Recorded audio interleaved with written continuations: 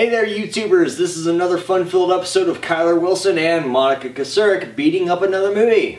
Otherwise known as FilmRants. Yes, it is. How'd she put her little arm on me? I love you too, Blueberry. Oh. She's like, Dad, my feet don't work in this chair.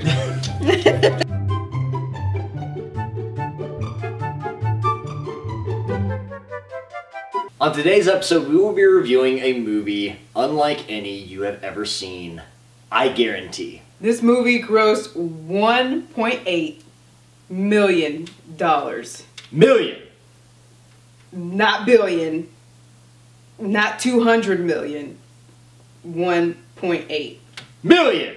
Sadly, it's at 39% on Rotten Tomatoes. What movie could we be talking about other than the stinker that is Tusk? Now look, I think these numbers are telling. This is a movie that was made for $2.8 million and it only grossed $1.8 million at the box office. That means it lost $8 million. Ugh. So, what happened in this Kevin Smith horror film? To kick it off, here comes Monica with our 2-minute or less spoiler-free review. When podcaster Wallace Brighton goes missing in the backwoods of Manitoba while interviewing a mysterious seafarer named Howard Howe, his best friend Teddy and his girlfriend Allison team up with an ex-cop to look for him. Now again, we pulled these little synopsises straight off IMDb's website. But that is not what this movie is about. I'm starting to think maybe I should go to work for them and help them out in their little synopsis department. Sure, yeah, what Monica said definitely happens in the film. But if we're playing that game, then I could say that Independence Day is about a dog who has to outrun a fireball in a tunnel to get to his stripper owner and her son. Here's my point. This movie is about a guy who goes to do a report in Canada and gets abducted by a guy who wants to turn him into a human walrus. Now, that is probably a movie I would not see. IMDb, I recant my statement. While your synopsis is wrong, mine probably will not get anybody into the movie theater. Monica, what'd you think? I'm completely torn with this movie. I didn't know if I was supposed to laugh, cry. It was just, it started out so great, and then it just became almost repulsive in a way. It felt like a puzzle where you had different pieces that just did not go together. I think I understand what Kevin was trying to do, but I don't think it really came across that way. Honestly, I did not like this at all. Sure, the acting was great, the cinematography was great, but as far as the product itself, I just don't buy it. I don't like it. With that said and done, the movie looked good, the acting was great, it's just not my movie. So I was really excited to see this film. It's a Kevin Smith film! Huge fan, by the way. Even his stinkers. But prior to this film, I watched Red State, and oh my god, Red State is fucking amazing. Now, after watching Red State, I actually tweeted Kevin Smith. I watched this movie, I was so excited about it, I thought it was amazing. I tweeted him and I told him, oh my god, I just watched Red State and you cannot stop making movies now. You see, he had said in one of his Q&As that he was going to stop making movies, he was retiring, yada yada yada. He actually favorited my tweet and I went fangirl. So, flash forward, and I was really looking forward to this film. I've sat on this movie for a few days now, and I think I found the problem. This movie doesn't know whether or not it's supposed to take itself seriously. The first third of this film is astounding. Just the most amazing dialogue. But then the second third of this film takes a very bizarre twist, and things start to become far more comedic, and I start to become confused as a viewer. So then, by the third act of the film, the movie really turns itself on its head. And it becomes this very bizarre mishmash of comedy, horror, drama, horror, thingy. But Bob... All in all, very bizarre film. I would definitely watch it at least once, but again, that's just because I guarantee you've never seen anything like this. I definitely would not recommend this to a friend. Not at all. So, there you go. I say give it a go. Monica says GTFO. Okay guys, that's our spoiler-free portion. We are headed into our spoiler-full portion, so you know the drill. Unless you want plot points ruined for you, stop this, go take a look at the movie.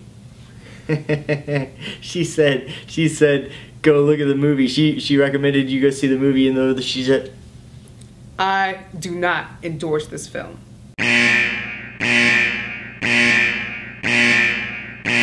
So Wallace, played by Justin Long, and Teddy, played by, holy shit, he's still alive, Haley Joel Osment, host a podcast called The Nazi Party. Not like the Nazi Heil Hitler party, but like the I cannot see party. Don't you just love little douchebags who think they're really cute like that? Anyways, so they do a report on the Kill Bill kid who cuts his own leg off by accident on camera and then becomes an immediate internet success. Can't help but feel like that's based on the Star Wars kid.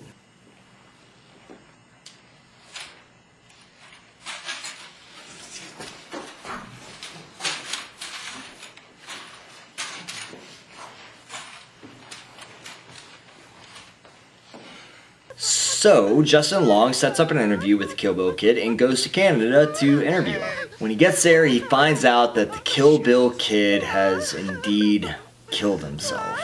I suppose that the only thing that would make that any better is if his name was Bill. So, Justin Long, desperate to find a story that he can report on, decides to stick around an extra day to see what he can dig up. He finds this handbill from a guy named Howard Howe, who is trying to give away a room and has a lifetime of interesting stories. Justin Long seems curious, so he gives him a call. They agree to meet, and Justin Long goes to see Mr. Howe. He gets there and is almost immediately treated to some of the most amazing stories Justin Long has ever heard. He also really likes the amazing tea Mr. Howe has so graciously offered to him. Finally, Mr. Howe tells him a story about being saved at sea by a majestic walrus that he lovingly named Mr. Tusk. And with Mr. Howe having the best timing in the world, he finishes the story just in time for Justin Long to pass the fuck out. He wakes up to find Mr. Howe polishing what appears to be a walrus tusk. He's very disoriented and isn't sure what happens. Mr. Howe tells him that he was bitten by a brown recluse and that's why he passed out. Then Mr. Howe explains that unfortunately the bite became infected, so he called a doctor, and the doctor prescribed him a little dose of cutting off his leg. More witty dialogue ensues. And Justin Long finds himself at dinner where he learns that not only can Mr. Howe walk, but he also wants to turn Justin Long into a living, breathing walrus. A walrus? Yep, you heard me right. A walrus. A walrus. Seriously, a walrus. Anyways, we see a heartfelt performance of Allie, who is Justin Long's girlfriend. She pours her heart out to an unknown man who is totally known as the old kid that was the young kid in Sixth Sense. Then we see Justin Long get his phone because Mr. Howe is apparently an idiot.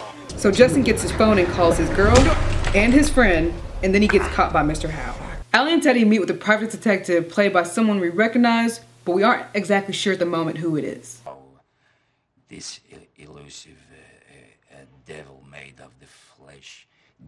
Justin Long goes through some shit, and the detective and Allie and Teddy finally find their way into the lair. The detective aims his gun and smash to black. The movie cuts to an exotic animal emporium where Allie and Teddy go to see Justin Walrus, where he now lives. She drops him a fish, he eats it, he cries, roll credits. What the fuck? Yeah, that was fucking insane. You know, I can't help but feel... Danger, Will Robinson! Danger! No, Will Robinson! Danger! If this movie had just figured out what it was supposed to be, it probably would have been a very good film. If this movie is a horror movie, let it be a horror movie. If it's a comedy, just let it be a comedy. Horror comedy? Throwing a few dick jokes and a jump scare, and you're good to go. But what you cannot do is make a Kevin Smith horror comedy. Just take a look at some of this amazing dialogue. It's our burgeoning relationship to reveal our hearts with absolute candor. See, for some time now, I've been constructing a very realistic... Then we're treated to this after image. Just imagine what this movie could have done if it were just done right. We have proof through Human Centipede 1 and 2 that a movie like this can be successful. But the issue is that when people went to watch this movie, they thought they were going to see a horror movie by the guy that gave them Red State. What they got instead was a bizarre comedic version of the Human Centipede. And this isn't even half the problem. The performance by Johnny Depp was distracting. Seriously, Johnny, please, just do blow again. Pirates of the Caribbean, that was one thing, man, okay? But this has gotten out of control. Did we really need walrus porn? Seriously, this movie has got to be responsible for a new fetish on Pornhub. Why doesn't Justin Long just call the cops instead of calling his girlfriend or his friend that are in California?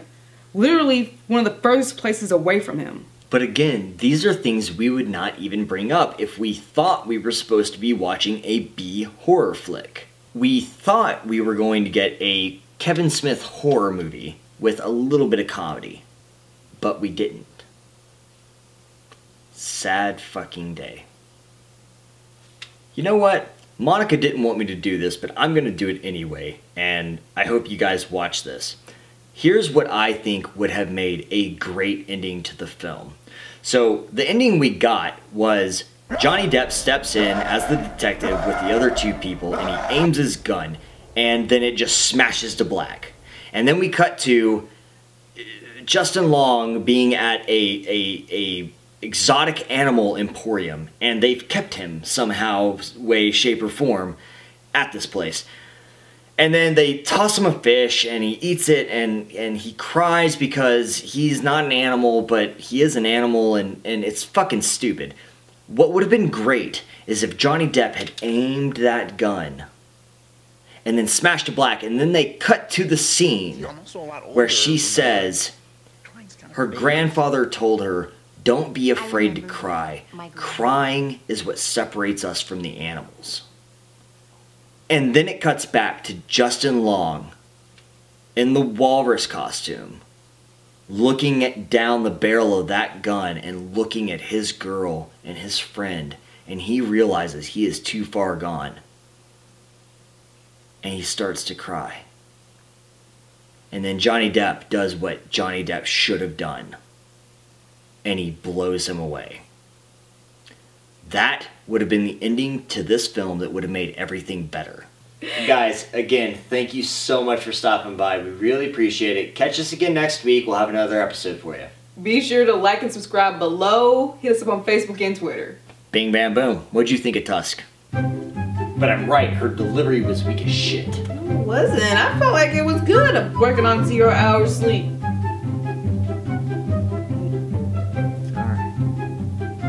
Got no raid. I ain't finna raid. Not now. 4th meal? Anyways, bitch.